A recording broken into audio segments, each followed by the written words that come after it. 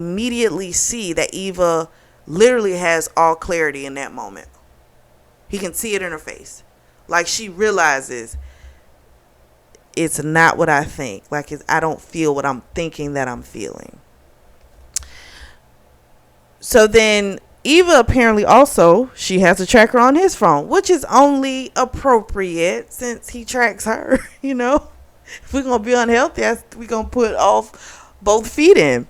So she realizes that he's in San Diego and she's like, what's your room number? So she goes to see him and she goes to the room and of course she demands to know like, why are you here?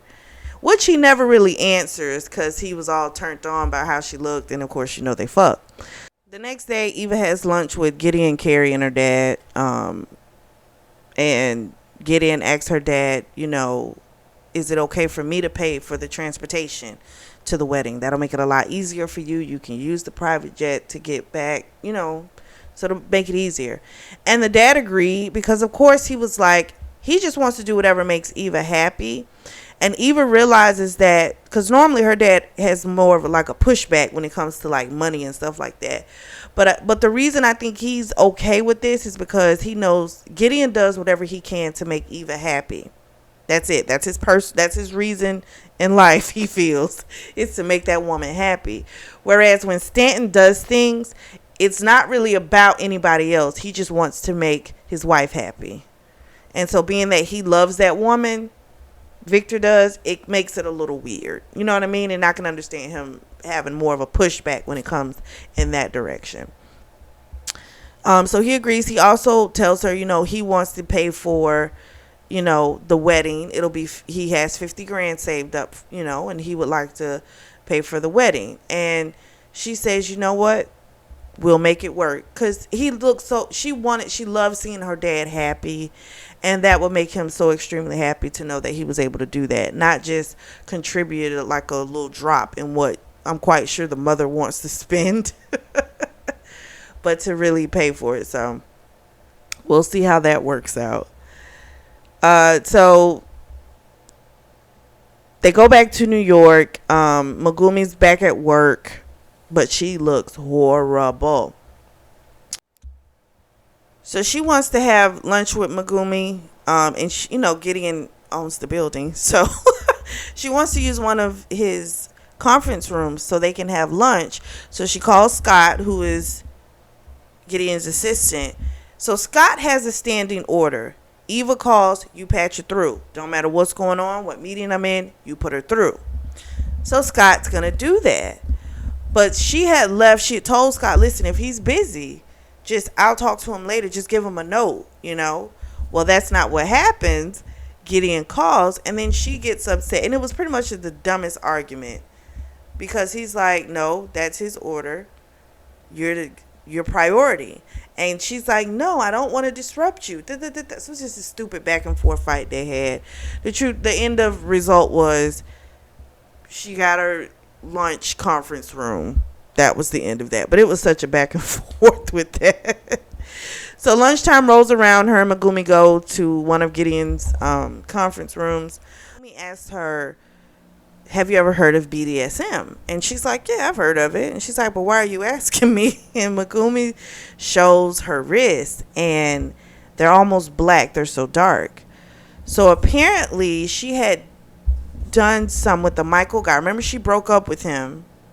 Remember, she did the whole fuck him and then we're done thing. And then he started calling her phone like a maniac, right? So she went back messing with him. And when she went back to fuck him, basically, he wanted to do BDSM, but of course he did it in an unhealthy way. I think he was trying to torture her for what she did to him, right? But this is why, she should have left him alone. Like when he was calling like a maniac like that, like constant calling her and all this type of stuff, and you knew you could never get this type of reaction out of him before. He said like he could care less. Now all of a sudden it's this need to like call you. You should have never fucked with him anymore. Not saying that it's her fault, but it is, because she made a choice with him, and I don't think it was a good choice. He did not seem stable. And when you go into that world, that's one of those things where we have technology. You want to know what you're walking into. And I know everyone does things a little differently, but you want to be as informed as possible. And he would have been a prime candidate of somebody you would not want to do that with. He has no type of concern for your safety. When someone treats you like they could care less about you, why the fuck would you do something that allows them to like tie you up? That makes no fucking sense. So it was like, yeah, he's wrong. He's the guilty party all day, but she got to make better decisions. I would not trust that literally takes total trust. Total fucking trust. So that was my rant for that. So after work, Gideon comes to her apartment. She tells him about Megumi. He doesn't want her to get involved, but she's already called Clancy to talk to the guy. So Gideon kind of points out to her,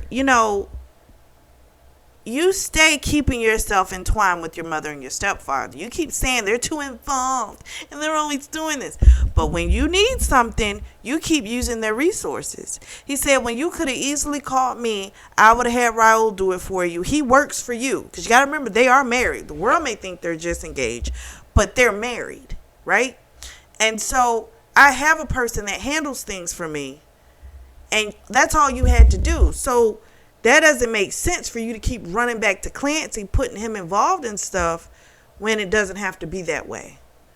And then she kind of thought about it like, ooh, yeah, you kind of right. Like, she didn't have an answer because it was the honest truth. Like, if you don't want them so much a part of your life, then you need to stop letting them be involved or going to them for that type of help, like with these different favors. Not that you can't go to your family for help, not saying that, but these special favors that you're having them do, you need to stop doing that. Because then they feel like, okay, yeah, then she does need this. She does need us totally, and checking on her and doing all that. I kind of agree with Gideon on that. So they go to sleep. He has a nightmare.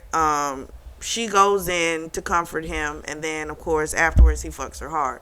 So when he gets to his office the next day, Corinne's there, and she's just like, are you really getting married? And he was like, yep. And she was like, I was hoping it wasn't true. So she then tells him, I'm getting a divorce. Will that make a difference? And he said, no. Why would it? Then we find out, like, Corinne's been talking to his mom, because remember, she likes him because Corinne is actually very similar to his mother. So they get along great. And she's been telling her that, Eva's come in. She's like trying to make him bring up these painful memories and distort them, just trying to paint Eva in the worst possible light. And he's just like, that is not what is happening. And he unleashed on her. And she was just like, what do I have to live for if you don't want me? And he was like, don't do that. Don't put your happiness on me. I am not responsible for your happiness. And he let her know, this is going to be the last time we speak. She leaves. Then Christopher comes in later that day, and his brother, and he's fuming, and he's like, you're trying to ruin me. And he's like, you're ruining the band all because you don't want any resemblance of Eva in their promotions. And Gideon says they're a talented band. And maybe if you focus more on their talent and not trying to make them out to be a gimmick with a one-hit wonder, then, you might be a little bit more successful. So Christopher screams out, you keep trying to screw me over. I know you hate me. You hate the day I was born. Then he lunges at Gideon. They fight. Security comes in. And while he's leaving, he's like, he's going to talk to the board. He's like, this isn't over. And so then Gideon calls Arash, and he's like, listen, if they want a war, we'll start a war. Like, he's over it. So Arash is his attorney. So Gideon has an appointment for just himself with the therapist. He's not opening it up. Basically the same bullshit he does all the time. And he basically let the man know that he's just here for Eva. But he doesn't feel like he should have to revisit memories that can't be changed.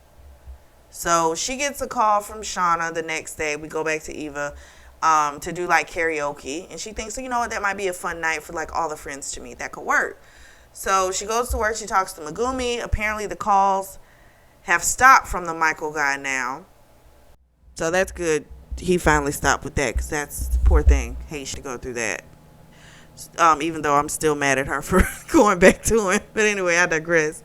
So she goes to see later that day or the next day. She goes to see Gideon, and she's waiting for him outside of one of his conference rooms. And his stepfather, Christopher Sr., comes. And so he sits down next to her, and they have a little conversation. He tells, I'm super, happy for you, and, welcome to the family. That whole spiel, being nice and sweet.